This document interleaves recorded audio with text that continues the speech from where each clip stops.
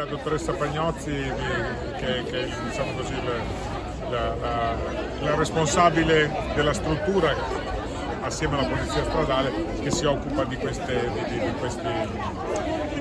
iniziative a favore dei giovani.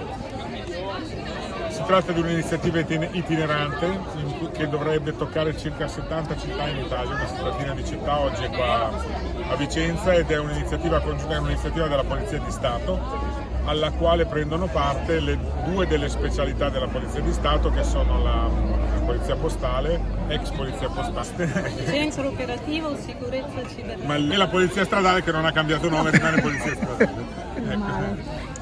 Quindi sono delle iniziative, come potete ben vedere, sono finalizzate al prendere contatto con i giovani, per far capire, far vedere le nostre strutture ai giovani e per far capire quanto determinati comportamenti possano incidere sulla sicurezza dei ragazzi, possano incidere anche sul loro sviluppo, anche sulla loro professione scolastica e sul loro ruolo nella società. Una vita da social è proprio, già il nome sta a significare che l'utilizzo delle reti, l'utilizzo di internet, l'utilizzo dei social network possono essere cose molto molto positive, ma possono diventare anche degli strumenti per compiere reati gravissimi che in taluni casi possono anche addirittura, come è già successo in passato, sfociare in tragedia. Lascio la parola alla dottoressa Pagnozzi, che entra più nel dettaglio dell'iniziativa. Si tratta di una campagna itinerante alla 10ª edizione, nasce come iniziativa della Polizia Postale. La novità di quest'anno è proprio la collaborazione con la Polizia Stradale, quindi trattiamo i pericoli della rete nel campo tecnologico, ma anche i pericoli della rete stradale. È chiaro che è un modo per avvicinare i ragazzi alla Polizia di Stato e per renderli soprattutto consapevoli nell'uso delle tecnologie, perché noi oggi abbiamo ragazzi che sono bravissimi nell'utilizzare questi strumenti, però hanno anche bisogno di essere accompagnati nel mondo digitale così come vengono accompagnati nel mondo reale.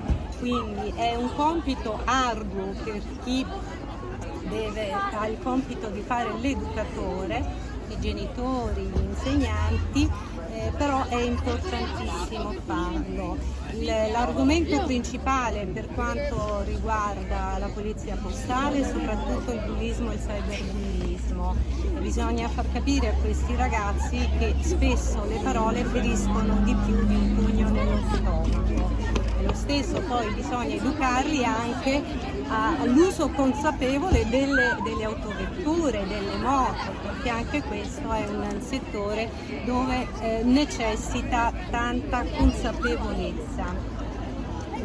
Quest'anno in Veneto abbiamo 3 tappe, una l'abbiamo avuta in provincia di Verona a Villafranca, abbiamo questa a Vicenza e la settimana prossima ne avremo una a Belluno. È strutturata in maniera tale da incontrare dei ragazzi della fascia d'età che va dalle scuole medie ai primi anni delle scuole superiori e cerchiamo appunto di sensibilizzare, di dare degli spunti, perché poi sono incontri di circa 40 minuti sul track dove illustriamo anche altri pericoli della rete, quindi come comportarsi e come prevenire questi pericoli.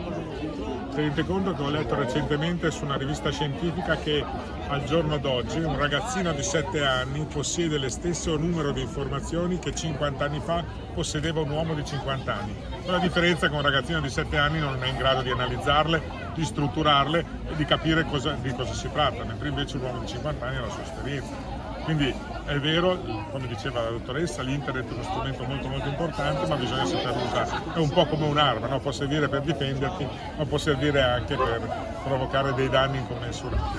E questo è quello che si cerca di fare.